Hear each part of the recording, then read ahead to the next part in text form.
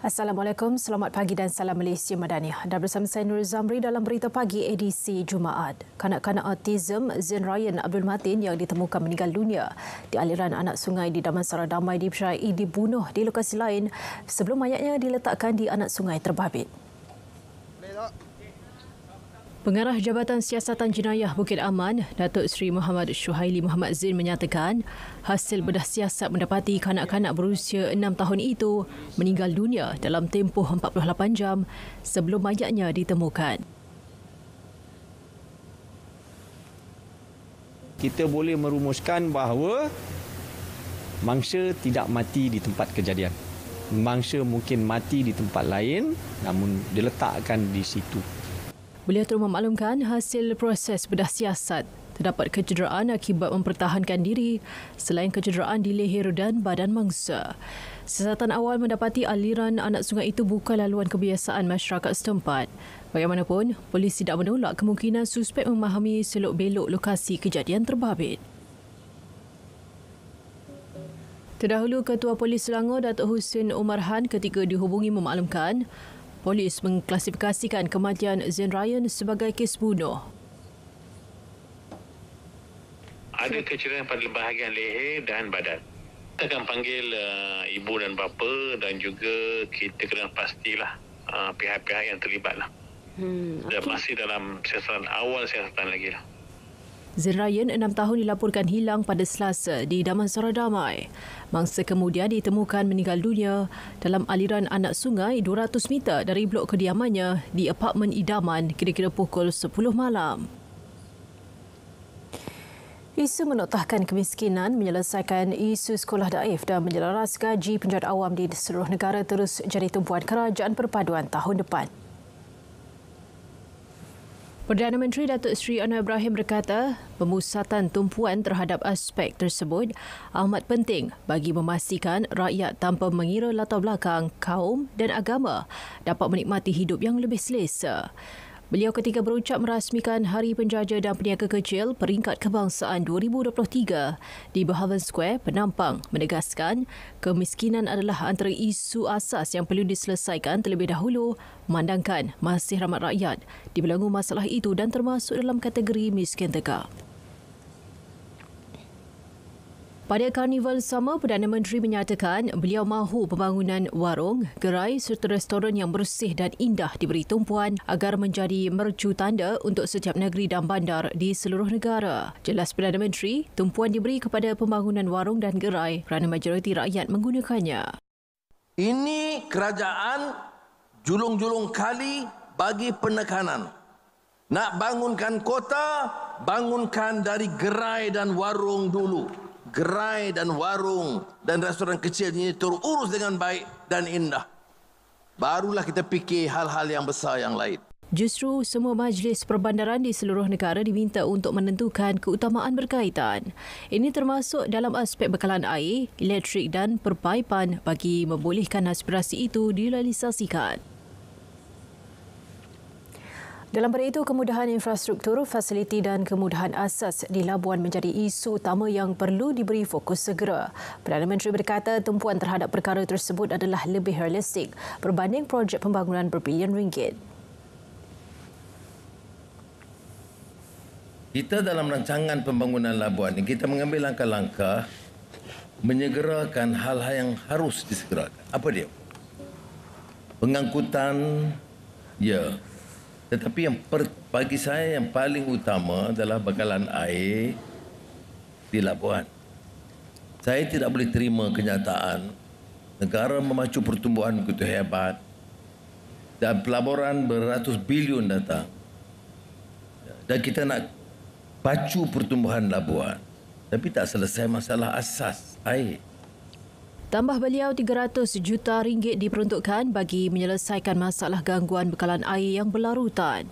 Walaupun negara menghadapi ketidaktentuan ekonomi, beliau memberi jaminan usaha memperjuangkan nasib rakyat tetap jadi keutamaan.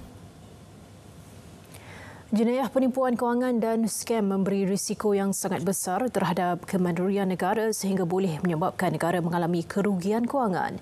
Ini dapat dilihat berdasarkan peningkatan kes jenayah terbabit sebanyak 37% dengan nilai kerugian 1.13 bilion ringgit bagi tempoh 11 bulan tahun ini berbanding tahun sebelumnya. Timbalan Perdana Menteri Datuk Seri Fadilah Yusof berkata pelbagai inisiatif dilaksana kerajaan dalam usaha menangani isu tersebut. Justru langkah-langkah proaktif bagi melindungi maklumat peribadi dan data sensitif negara perlu diutamakan bagi memastikan integriti sistem digital dan keselamatan negara kekal utuh. Selain itu, jalinan kerjasama antara pelbagai entiti perlu dipupuk di antara pihak kerajaan, organisasi swasta, sektor perniagaan dan juga individu khususnya dalam membangunkan strategi komprehensif bagi menangani ancaman dalam lanskap cyber yang sentiasa berkembang dan semakin dinamik. Datuk Seri Fadilah turut memaklumkan masih ramai rakyat Malaysia yang menjadi mangsa sindiket penipuan pekerjaan berada di luar negara. Jelas beliau, kebanyakan mereka yang terjebak tertipu dengan iklan yang ditawarkan di media sosial dan akhirnya terpaksa menjadi skamer. Baik, ini pula mengenai akaun WhatsApp di godam skamer. Menteri Komunikasi dan Digital Fahmi Fadil memberitahu beliau akan mengadakan pertemuan dengan penyedia platform Meta minggu depan berhubung isu terbabit. Fahmi memaklumkan beliau sendiri telah menerima aduan daripada beberapa individu mengenai akaun WhatsApp mereka dicuri oleh pihak tidak bertanggungjawab. Cybersecurity Malaysia juga telah mengeluarkan satu amaran tentang bahaya WhatsApp account yang telah diambil alih oleh penjenayah. Jadi saya rasa kita akan adakan sedikit pertemuan dengan pihak WhatsApp yang dikendalikan oleh Meta untuk memahami apakah aspek-aspek keselamatan yang ada pada waktu ini kurang cukup dan dapat dieksploitasi oleh para penjenayah. Beliau menasihatkan pengguna aplikasi itu agar sentiasa peka dan prihatin dengan perkembangan jenayah cyber yang sentiasa berubah dari semasa ke semasa. Peranan Unit Peneraju Agenda Bumi Putra Teraju akan distrukturkan semula dengan menumpukan kepada usaha meningkatkan skala perusahaan Bumi Putra yang berdaya saing.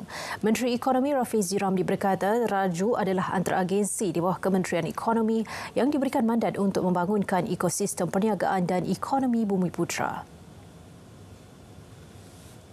Kita ada banyak syarikat tapi dia di peringkat itu saja untuk dia naik daripada saiz mikro ataupun saiz kecil nak jadi sederhana pun payah.